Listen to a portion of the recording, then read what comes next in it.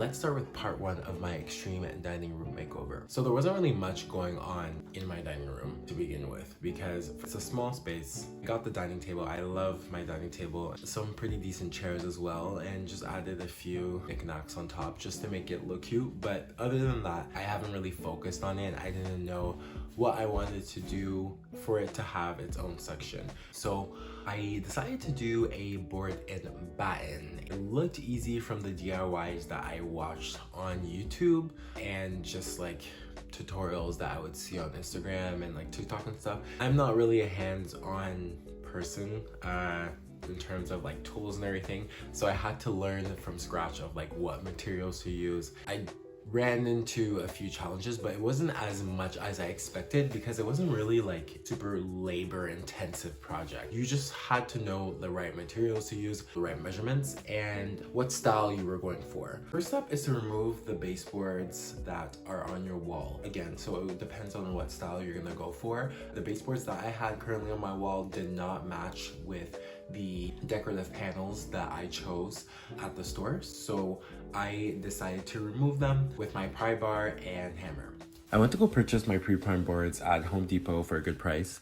You can also go to any home improvement store and find the same, whether you're looking to start it from scratch or have it pre-primed like me.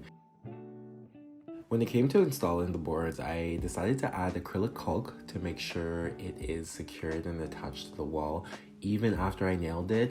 Although this was not necessary to do, this was my first time doing this project, so I wanted to avoid any rookie mistakes. The corners were a little bit tricky, as you can see.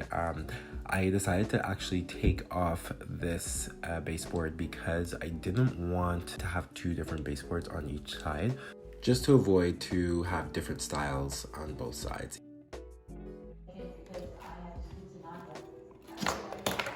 I did run into some challenges like having brad nailers from the previous baseboard stuck into the wall. In this case, I just had to use tweezers and simply just bend and yank them out, then proceeded to add my acrylic caulk to my new baseboard and continue the process. For the front panels that will be on top of your baseboard, you're going to need to use a leveler when securing them to your wall. This will help you ensure that your panel is straight and leveled how you like it, depending on what style you chose. I just simply went with an horizontal style and measured how far apart I wanted them to be. Believe me when I tell you guys, I was a complete rookie when it came to everything. I'm telling you the truth, I had no idea what to do until I watched a couple YouTube videos and read a couple blogs online. I still managed to get it done pretty well in my opinion, because luckily I spaced it out evenly and it made it look pretty symmetrical. So for the top panels, I didn't want them to be as large as the baseboards. They were about half an inch smaller in size.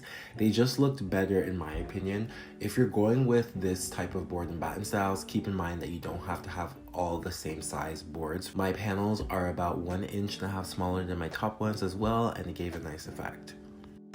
I continued to use acrylic caulk as per usual to fill in where might be a lined crack. There might be a better way to do this, but at times I would just use a tissue paper to flatten the caulk to avoid bumps.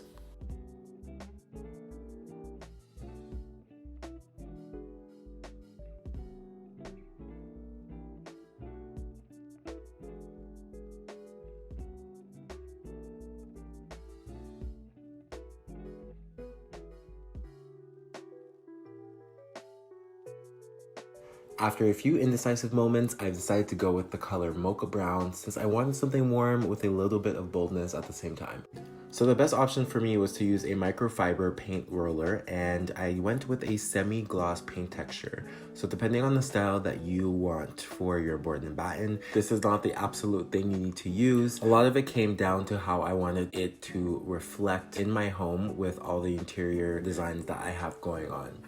In some areas that were caulked, unfortunately, sometimes I would not do a good job at sanding them down because I added way too much caulk, which made it super firm. So I just ended up scraping the bulky parts off and then painting over it.